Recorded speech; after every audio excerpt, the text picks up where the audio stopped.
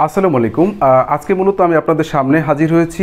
ইউটিউবের আপনারা ভিডিও যে এসইও করেন, আপনাদের ভিডিও র্যাঙ্কিং করার ক্ষেত্রে আসলে একজন নতুন ইউটিউবার অথবা একজন পুরান ইউটিউবার তারা আসলে ইউটিউবের ভিডিওগুলো পরিপূর্ণ সঠিক পদ্ধতিতে কিভাবে আপলোড করে এবং সেই ভিডিওকে কিভাবে তারা পরিপূর্ণ এসইও করে, সেই এসইও করার যে রুলস বা যে পদ্ধতি, সে পদ্ধতি সম্পর্কে আমি আজকে মূলত আলোচনা করতে এসেছি।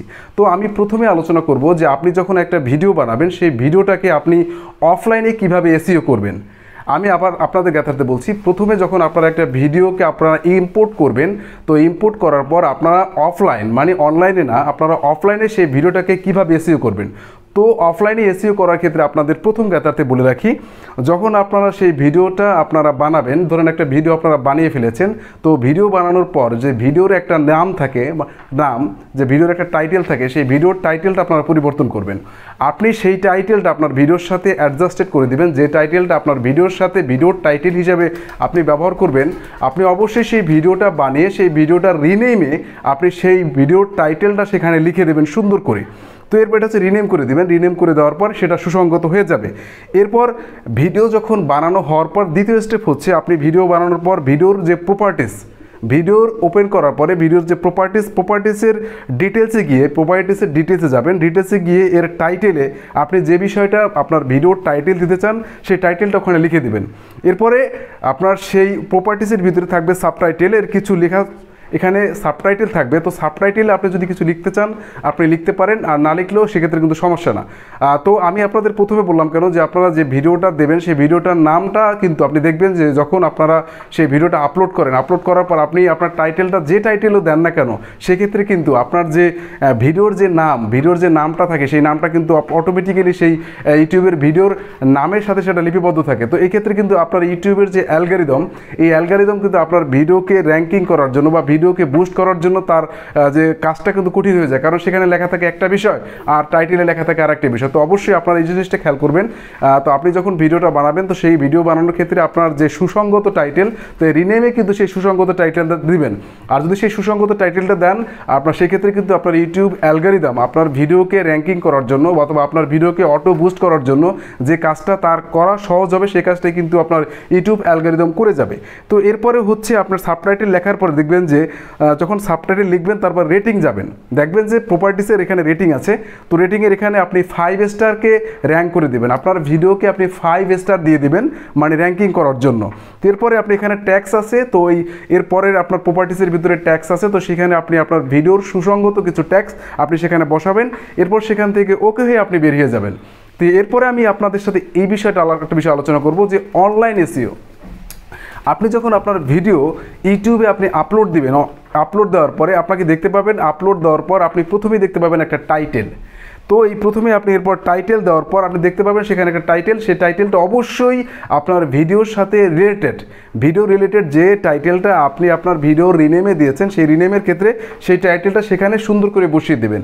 আর যদি সেই টাইটেলের ক্ষেত্রে আপনি যদি পারেন অন্তত দুটো হলেও ট্যাগ হলেও আপনি আপনার টাইটেলের ট্যাগ হিসেবে বসিয়ে দেবেন। তো ট্যাগ হিসেবে বসিয়ে দেওয়ার পর আপনার টাইটেলের কাজটা শেষ। এরপরে হচ্ছে আপনার ডেসক্রিপশন, এটা হচ্ছে অনলাইন এসইও। তো ডেসক্রিপশনে গিয়ে আপনি যে বিষয়টা লিখবেন, যে আপনি মূলত যে বিষয়টা নিয়ে আপনি ভিডিও বানিয়েছেন, সেই বিষয়টা আপনি ছোট করে অন্তত 100 থেকে 300 শব্দে আপনার সেই ভিডিওর ডেসক্রিপশনে আপনি মূলত কোন বিষয়ে কথা বলেছেন, সেই কথা বলার বিষয়টা কী বিষয়টা, সেটার বিস্তারিত আপনি সুন্দর করে 300 ওয়ার্ড অথবা 100 ওয়ার্ডে সেটা লিখে দেবেন। এবং লিখে দেওয়ার পরে আপনি কি করবেন, সেখান থেকে আপনার ভিডিও রিলেটেড, আপনার ভিডিওর সাথে যায় এরকম কিছু ট্যাগস আপনি সেখানে ট্যাগ হিসেবে বসিয়ে দেবেন। তো বসিয়ে দেওয়ার পরে এরপর আপনি দেখবেন যে আপনি আপনার যে চ্যানেল, আপনার যে ইউটিউব চ্যানেল, সেই ইউটিউব চ্যানেলকে আপনি ট্যাগ করে দিবেন। তো অবশ্যই আমি আপনাদেরকে দেখাচ্ছি যে ইউটিউব চ্যানেলকে আপনারা কীভাবে ট্যাগ করবেন। তো এরপরে আপনার এখান থেকে ডেসক্রিপশন বক্সের মূলত কাজটা শেষ। এরপরে হচ্ছে 5 নম্বর হচ্ছে আপনারা দেখতে পাবেন যে অ্যাড চ্যাপ্টার। তো এই অ্যাড চ্যাপ্টারটা মূলত কি? অ্যাড চ্যাপ্টারটা হচ্ছে এমন একটা বিষয় যে আপনি একটা ভিডিও বানিয়েছেন 5 মিনিটের, এই 5 মিনিটের ভিডিও বানিয়েছেন, 5 মিনিটের যে ভিডিওটা, এই ভিডিওটা কিন্তু 5 মিনিটই আপনি যে বিষয় নিয়ে কথা বলেছেন সেই বিষয়টা নিয়ে কিন্তু 5 মিনিটই এরকম হয় নাই, কারণ আপনি ভিডিওটা বলতে গিয়ে আপনি কিছু উত্থাপন করেছেন, কিছু নিজেকে প্রেজেন্টেশন করেছেন, এরকম কিছু ইরিলিভেন্ট কথাবার্তা বলেছেন। তো সেই ক্ষেত্রে আপনি সেখানে আপনি ইন্ট্রোডাকশনটা আপনার অ্যাড চ্যাপ্টারে ইন্ট্রোডাকশনে আপনি কয় সেকেন্ড ইন্ট্রোডাকশন দিয়েছেন সেটা আপনি এখান থেকে সিলেক্ট করে দিতে পারেন। এরপর আপনি ইন্ট্রোডাকশন ইন্ট্রোডাকশন শেষ করে আপনি যে মেইন পয়েন্ট বা মেইন পার্ট নিয়ে আপনি যে কথা বলেছেন সেটা আপনি কয় সেকেন্ড বা কয় মিনিট থেকে শুরু করেছেন সেটা আপনার অ্যাড টাইটেলে কিন্তু আপনি সেটা উত্থাপন করে দিতে পারেন। কারণ যদি আপনি সেটা উত্থাপন করে দেন সেক্ষেত্রে আপনার ভিডিও যে অডিয়েন্স বা যে দর্শক আপনার ভিডিওগুলো দেখবে সেই দর্শকের ক্ষেত্রে আপনার ভিডিওর যে টেনে টেনে তাদের যথেষ্ট সময় নষ্ট না করে তারা মেইন যে বিষয়টা সেই বিষয়টা ক্যাপচার করার জন্য তারা বুঝে নিতে পারবে যে এইখানে 2 মিনিট পরে যে ভিডিওর যে মূল বিষয়বস্তু নিয়ে কথা বলেছে সেটা কিন্তু টেনে তারা দেখতে পারবে। এক্ষেত্রে আপনার ভিডিওর যে ভিউসের পরিমাণ সেটা কিন্তু বাড়বে এবং আপনার ভিডিওর ভিউসের সংখ্যাটা কিন্তু অত্যাধিক হয়ে যাবে। তো এরপর হচ্ছে থাম্বনেল। এই থাম্বনেলের বিষয়টা আপনারা অবশ্যই খেয়াল করবেন, কারণ আমরা অনেক সময় ভিডিও বানিয়ে আমরা যে কোনো একটা অপ্রাসঙ্গিক ভিডিওর থাম্বনেল দিই। সে থাম্বনেলের ক্ষেত্রে ইউটিউবের যে একটা টার্গেটেড যে একটা মাপ আছে 1280, তো এই টার্গেটটা কিন্তু আমরা এখানে বসাই না। তো এই টার্গেটটা আপনাদের দেখিয়ে দিচ্ছি স্ক্রিনে যে ইউটিউবের থাম্বনেলের টার্গেটটা কত। তো এই থাম্বনেলটা কিন্তু অবশ্যই আপনার সেই ভিডিওর সাথে রিলিভেন্ট থাম্বনেল বানিয়ে সেখানে আপনাকে বসিয়ে দিতে হবে। এরপর হচ্ছে প্লেলিস্ট। তো প্লেলিস্ট আসলে কি?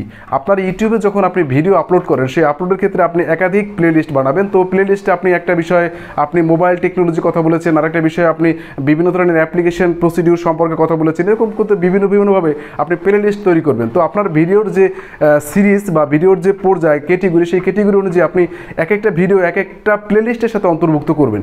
আর যখন প্লেলিস্টের সাথে আপনি আপনার ভিডিওকে অন্তর্ভুক্ত করবেন তো সেক্ষেত্রে আপনার অডিয়েন্স বা আপনার দর্শক কিন্তু বুঝতে পারবে যে এই রিলেটেড ভিডিও খুঁজতে গেলে আপনি ওই প্লেলিস্টে গেলেই কিন্তু আপনারা এই রিলেটেড ভিডিওগুলো পাবে। তো সেই ক্ষেত্রে কিন্তু আপনার যে ভিউসের সংখ্যা সেটা কিন্তু অত্যাধিক বা মাত্রাতিরিক্ত হয়ে যাবে।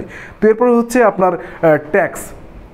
তো আমরা দেখতে পাই যে এটা হচ্ছে কম্পিউটার বা পিসি দিয়ে করতে হবে। এরপরে যে ট্যাক্স, এই ট্যাক্সগুলো আপনাকে সিলেক্ট করে দেখতে হবে যে আপনার ভিডিওর সাথে কোন ধরনের ট্যাক্সগুলো সুসংগত হয়। এই ট্যাক্সটাই কিন্তু একটা ভিডিওকে র্যাঙ্কিং করার ক্ষেত্রে অত্যাধিক গুরুত্বপূর্ণ ভূমিকা পালন করে। তো অবশ্যই আপনাকে সেই গুরুত্ব দিয়েই কিন্তু আপনাকে দেখতে হবে। তো এই ক্ষেত্রে আপনি ট্যাক্সগুলোকে সিলেক্ট করে নেবেন। ট্যাক্সগুলো আপনি খুঁজে বড় যে আপনার কন্টেন্ট মেকার তাদের থেকে আপনি দেখলেন যে আপনি যখন আপনার ভিডিওর টাইটেল দিয়ে সার্চ দিলেন প্রথম র্যাঙ্কিংয়ে কোন ধরনের ভিডিও আসে, তো সেই যে ভিডিওটা আপনার প্রথম র্যাঙ্কিং আসে সেই ভিডিওটা দেখলেন, অথবা সেই ভিডিও থেকে আপনি দেখলেন যে সে কী ট্যাক্স বসিয়েছে ওই রিলেটেড ভিডিওর সাথে, সেই ট্যাক্সগুলো আপনি আপনার ট্যাক্স ইনবক্সে সেখানে বসিয়ে দিলেন। তো ট্যাক্সে যখন আপনি সেই প্রপার যে ট্যাক্সগুলো আপনি যখন আপনার এই ট্যাক্স ঘরে বসাবেন তো সেই ক্ষেত্রে কিন্তু আপনার ভিডিও র্যাঙ্কিং হবে। আপনার ভিডিওর যে মান, ভিডিওকে যখন মানুষ সার্চ দিবে তখন কিন্তু আপনার ভিডিওটা আপনার দর্শকের কাছে পেয়ে যাবে এবং তারা অন্য ভিডিও সার্চ দিলেও কিন্তু তারা আপনার ভিডিওটা তাদের সামনে উত্থাপিত হয়ে যাবে। তো এই ট্যাক্সের বিষয়টা কিন্তু প্রত্যেকটা ইউটিউবারের গুরুত্বপূর্ণ বিষয়, তো অবশ্যই আপনার বিষয়টা খেয়াল করবেন। এরপরে হচ্ছে 8 নম্বর হচ্ছে ল্যাঙ্গুয়েজ অ্যান্ড ক্যাপশন সার্টিফিকেট। তো ল্যাঙ্গুয়েজ অ্যান্ড ক্যাপশন সার্টিফিকেট আপনারা দেখতে পাবেন এখানে যে আপনি কোন ধরনের ভিডিও বানিয়েছেন, এই ভিডিওর ল্যাঙ্গুয়েজটা কি। যদি আপনি আপনার ভিডিওর ল্যাঙ্গুয়েজটা সিলেক্ট করে দেন তো ভিডিওর ল্যাঙ্গুয়েজটা কিন্তু অটোমেটিক্যালি আপনার ইউটিউবে কিন্তু সিলেক্ট করা থাকে ইংলিশ, কিন্তু আপনি বাংলা নিয়ে ভিডিও বানিয়েছেন। যখন আপনি বাংলা নিয়েও ভিডিও বানিয়েছেন তো এই ল্যাঙ্গুয়েজ অ্যান্ড ক্যাপশন সার্টিফিকেশনে ভিডিও ল্যাঙ্গুয়েজ আপনি ইংলিশ দিয়েছেন, তো সেক্ষেত্রে কিন্তু আপনার ইউটিউব অ্যালগরিদম খুঁজতে তার সমস্যা হয় যে আপনি কোন রিলেটেড ভিডিও বানিয়েছেন, সেই ভিডিও আসলে কোন দর্শকের কাছে তাদের পৌঁছানো দরকার সেটা কিন্তু ইউটিউব অ্যালগরিদম কিন্তু খুঁজতে কিন্তু তার সমস্যা। তো অবশ্যই ক্ষেত্রে কিন্তু আপনি ভিডিও ল্যাঙ্গুয়েজটাকে আপনি মূলত যে ভাষায় কথা বলেছেন সেই ভাষাটাকে সিলেক্ট করে দিবেন।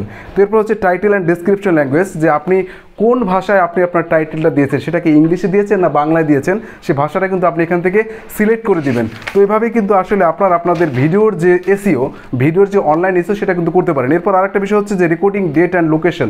তো এরপরে হচ্ছে 9 নাম্বার, আপনারা যখন আপনার ইউটিউবে একটা ভিডিও আপলোড করবেন তো আপলোড করার পর 9 নাম্বার দেখতে পাবেন রেকর্ডিং ডেট অ্যান্ড লোকেশন। তো রেকর্ডিং ডেটটা আসলে অত্যাধিক গুরুত্বপূর্ণ কোনো বিষয় না, এক্ষেত্রে আপনি এই রেকর্ডিং ডেট দিলেও দিতে পারেন, না দিলেও না দিতে পারেন, কিন্তু আপনার ভিডিও লোকেশনটা, আপনি ভিডিওটা মূলত কোন জায়গায় বানিয়েছেন, কোন জায়গার মানুষগুলো আপনার ভিডিওগুলো দেখবে সেটা কিন্তু আপনাকে অবশ্যই বসিয়ে দিতে হবে। যদি আপনি এভাবে প্রপারলি আপনি আপনার ভিডিওর লোকেশনটা বসিয়ে দেন তো সেক্ষেত্রে কিন্তু আপনার ভিডিও অটোমেটিক্যালি র্যাঙ্কিং হবে এবং আপনার ভিডিওগুলো কিন্তু সঠিক দর্শকের কাছে যাবে। তো এভাবেই কিন্তু আমাদের ইউটিউবে যখন ভিডিও আপলোড করি সেই ভিডিও আপলোড করার ক্ষেত্রে পরিপূর্ণ এসইওর কাজটা করা যায়। তো সবাই ভালো থাকবেন, আসসালামু আলাইকুম।